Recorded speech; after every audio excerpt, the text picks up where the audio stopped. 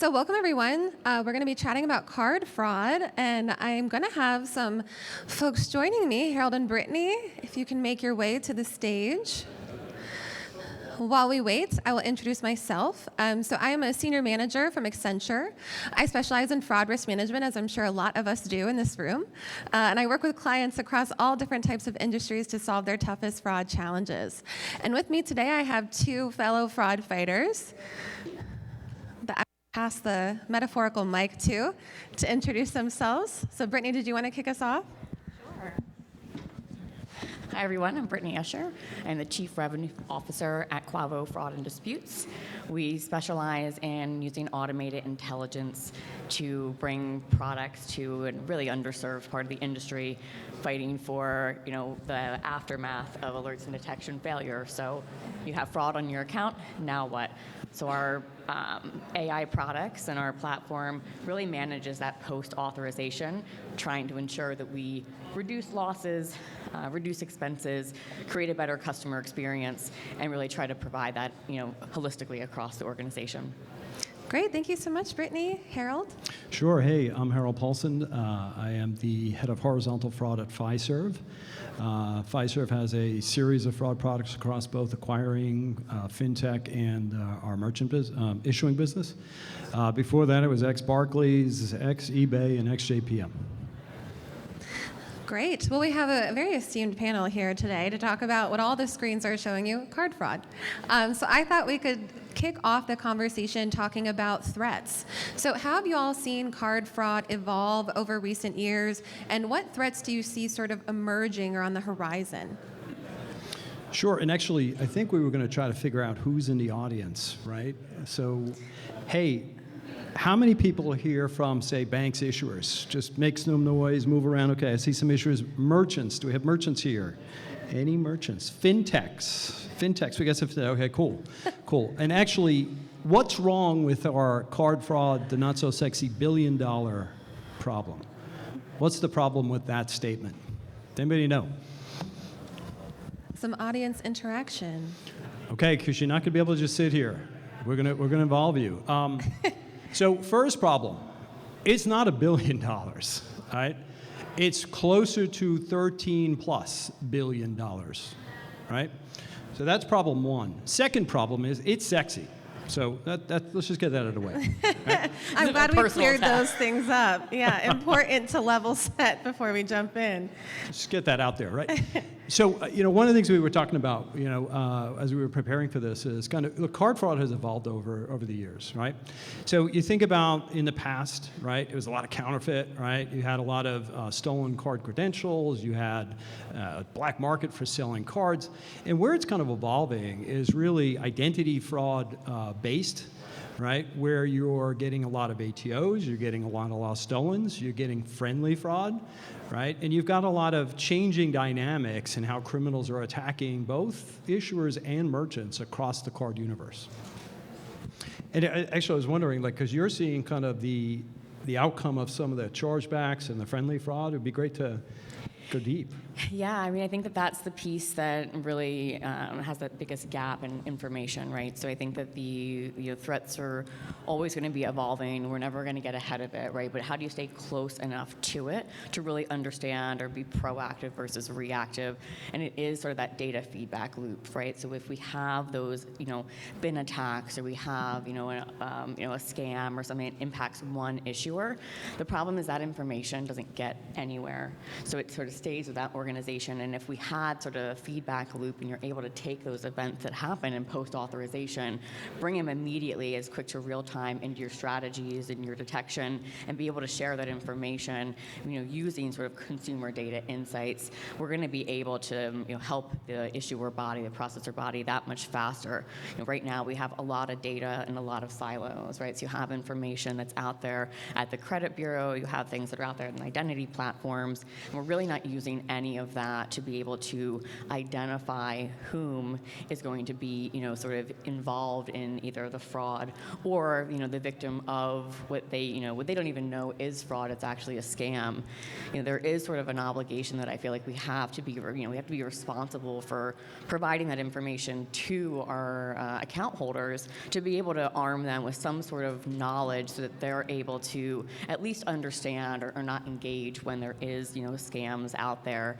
But, fraudsters they're really good at what they do, right? So I think that there's a piece of, how do we, knowing they're not going to read any of the articles that are out there, how do we help each other be able to get ahead of any of those events? And I think it's just, being able to share information. Yeah, and I think that's a really important point, right? And actually, if you were here 2 sessions ago, there was some discussion around how do we share information, right? So, to win in this space, you need to do a couple things, right? But one of the things you need to know is everything about your customers, all their interactions, all of their transactions, right? And you need to use that to rule in good, right? So when you make a fraud decision, right, oftentimes you kind of focus on how do I find the fraud? How do I find the fraud?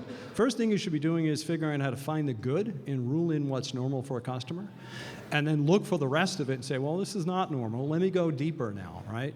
The second thing is, hey, we all have an incredible amount of data about our customers.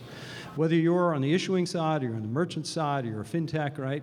You have deep understanding of your customer, right? And one of the challenges right now is how do we share that? How do we collaborate, right? Because criminals are collaborating, right? They're doing it all the time, but we're not. We're trying to fight the battle a little bit more individually. Now, there are ways that are out there right now around how you can start to share data, right? You've got 3DS 2.0. You've got some other things that are going on around pre-auth messaging, right? But that's what we need to do a lot more about, right? So, think about if you're a merchant, you know your customer. You know if they've shopped with you before, right? But on the issuing side, this may be a new customer to them, and they don't know that they shop at your store all the time, right? How do you give them that information so they can make a better decision? Because we're actually all trying to accomplish the same thing. We want to prove more sales. We want to stop the fraud. Yeah, these are all really great points. And I think sort of jumping off of what we started touching on, the challenges in tackling card fraud. So we've really touched on sharing data, right? Data gaps and data silos. Are there any other challenges that you see institutions facing in tackling this problem? I think speed, all right? So things are happening very, very fast, right? Criminals are highly motivated, they're well-funded, right? And they're moving at speeds that are much faster than the past, right? You hear stories about how criminals are now using GPT, right, and AI, right, in some of their attacks. So in order to kind of get ahead of that, you also need to move at speed. You need to understand as you start to see variances in your responses, in what you're seeing, and be able to respond very, very quickly and very accurately, which means you've got to, 1, know what's normal, 2, know what's starting to go variant, and 3, have the data to look at that in depth so you can respond.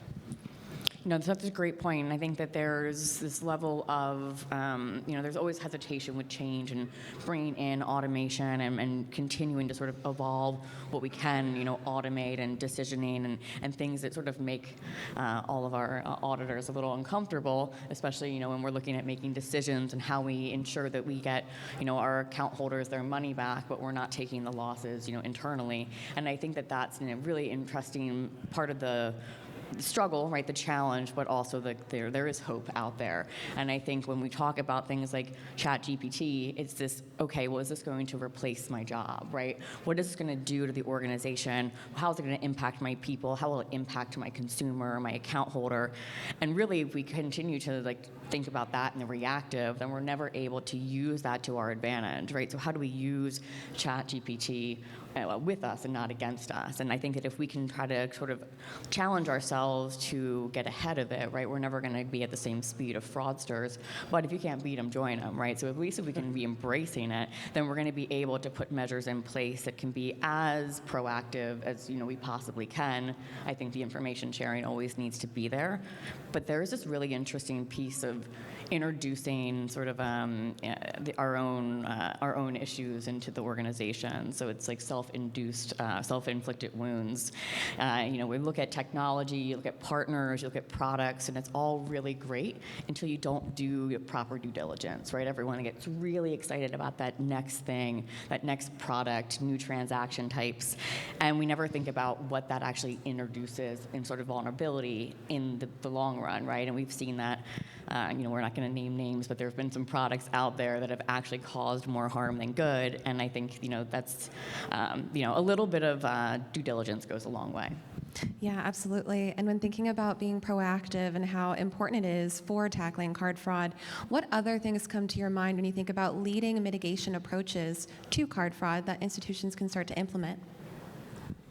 So one of the things, it's when I mentioned before about knowing your customer, right? It's starting to integrate not just the transaction information in your decisions, but also all of the interactions, including how you onboarded them, right? So literally a cradle-to-grave understanding, right? Because what we're seeing is it's getting a lot more complex. You're seeing the integration of identity theft fraud into transaction fraud, or essentially enabling transaction fraud, right? So if you understand, for example, you had 14 calls come into your VRU, which all dropped out, right, before they had an agent on some account number, that's a risk indicator, right? And when you see a transaction come through that may not be in pattern for that customer, you need to be integrating the data sources that you have together. Right, and I think that's a little bit of an evolution of, you used to be able to just use the auth data, right? If you use the auth data now, it'll get you so far, right? But now you've got to use all of the data you have, right? Including that onboarding, interaction, digital interaction, e-wallet provisioning, right? That all has to be combined together when you're making that millisecond decision around what you're going to do next. Yeah, I think that was brought up briefly in the end of that last session. There's a lot of information that we have across, business lines and stakeholders in the organization, and everyone sort of operates in their card space or their ACH space or check and wires, and there is a lot of that information that is still the same account holder, just across all those different products. And I think that, if we're looking at how to solve things a little bit faster, how to mitigate that risk, it is gathering, sort of rallying the troops, right? Everything impacts everybody when it comes to fraud, but I don't think everyone looks at it through the same lens, right? How are we spending money in marketing to, the cost to acquire all these leads that are potentially bringing in fraud into your organization, and then, what do you do from there? Because, now you've got incentives to bring those people in, and then they're also going to cost you money in the long run. So I think that piece is really, the sort of how it impacts, right? What's the true cost of fraud, right? What's the risk, and then how do we use that information and use that data to sort of create a more proactive know your customer, right? Or at least measures in place where you're reducing the risk, right? Knowing that you have frequent filers, and what does that mean? And do they understand what fraud is? Are they really, part of the problem, or are they a victim of the problem? Yeah, the thing I think, and I agree with everything Brittany just said, right? By the way, did you say you were going to the dark side? Were you flipping over to before when you said, hey, what if we were on the opposite side? Okay, we don't want Brittany going on the dark side. So to what Brittany said, the other thing that's really important, right, is when there's fraud, is making sure you are accurately understanding how that fraud was originated, right? And then typing that the right way, because that's going to inform your decisioning, your models, right? And if you type it the wrong way, you're going to get the wrong results, right? And what you'll see is, for example, this application fraud mixed in with transaction fraud, right? It's actually application issue is where the issue originally started. That's going to make your transaction model fire incorrectly if you didn't tag it the right way, right? So you've got to get very accurate in how you're measuring and monitoring your fraud when it comes in, so that way you can feed that back into your models. That actually is a great point. We have this, really automated intelligence conditional response intake of when there is fraud, right? How do we ensure that we're sort of creating expertise in that intake process, whether it's self-service, so an account holder is, really going through that process and trying to understand, is this fraud, or is it, is it a dispute? And then how do we use that questioning, right, that consistent process and gathering information information, but then using data to enhance that, right? So going out to the network, going to your processor, your system of record, taking that piece of the account holder information, the transactional data, really the holistic approach that we have. There's a bunch of information we have about who this person is, how they answered those questions, and how we're enriching that experience with data. But if we're not asking the right questions, then we really don't understand what actually happened. So, it's great to have data until you don't know what to do with it, right? It can look good or it can look terrible depending through what lens. And if you use it the wrong way, you've got big problems. Hey, and we have questions. Wow. We do have questions. We have quite a few questions here. So just reading through these, the one that sort of sticks out to me is who should be liable for card fraud? This is something that comes up kind of quite a bit in the industry. So I'd love to get your all's perspectives on that. Okay, so I am in a company now. I used to be on the issuing side, but I was also on the merchant side before that, right? I'm in a company now that has customers on both sides, right? Essentially, it comes down to who had the best opportunity to stop the fraud, right? Who had the most data, the most insight, who had the ability to interact with a customer, who had the ability to put risk mitigation in place, right, to go find the fraud, right? However, I think that also means, it's a shared responsibility, meaning if you've done a good job on one side, you need to do a good job on the other side as well, right? And I think you see sometimes where, I don't have liability, so I'm going to loosen up my fraud rules. That's not the way that this works, right? So somebody has to own it, and it's probably who has the best opportunity to stop it, but both sides share in that, right? And you have to have equal contribution in trying to determine the fraud risk. And the good, right? You want to approve these transactions, as many as you possibly can, and do it correctly. So I think that this, it sort of goes back to, a sort of a platform, right, a standardization across the organization, so it isn't a he said, she said, right? And I think that everyone feels like on either side that it is sort of who has more information, and merchants feel like that, the issuers do, and then they use that to their advantage, and they're always sort of on the receiving end of the liability piece, right? But it's expensive. This whole process is expensive, right? Whether it's the research and the investigation on the merchant side, or the issuer side, and fraud has happened. Now we have to use our resources, expensive resources that are harder and harder to find. And once they leave the industry, they're not coming back. So hold on to them dearly. Give them great work, right? Give them meaningful work, and a lot of what we know to be fraud or friendly fraud. Let's automate that decisioning, right? Let's make sure that these people are focused on the right things, so you can actually have the better chance of recovery. But I think we use that data that's in silos now, right, from identity platforms, credit bureaus, merchant information, merchant data, merchant collaboration, our issuer data. Now, if we have that, we can be proactive across, as a unit, right? If we're able to provide information to merchants about whom we know to be, a potential fraud, participant, then, maybe they're able to actually stop that before it happens, right? Maybe they're able to reduce the risk that they're taking by letting those people into their brick and mortar or into their online experience, and not actually, they're participating in it. So I think it's a collective responsibility, and we should just reduce the liability, across the board. And I think we can only do that by helping, provide information back and forth. Love to see like some big sky idea, right? But, I think we can get there slowly. Yeah, thank you both. I think we are at time. There's a lot of other good questions, so if yours didn't get answered, you can find us after, get it answered in real life. And with that, really thanks to both of you. You guys barely needed me. But I enjoyed the conversation. I hope all of you did, and thank you so much. Thank you. Thanks everybody.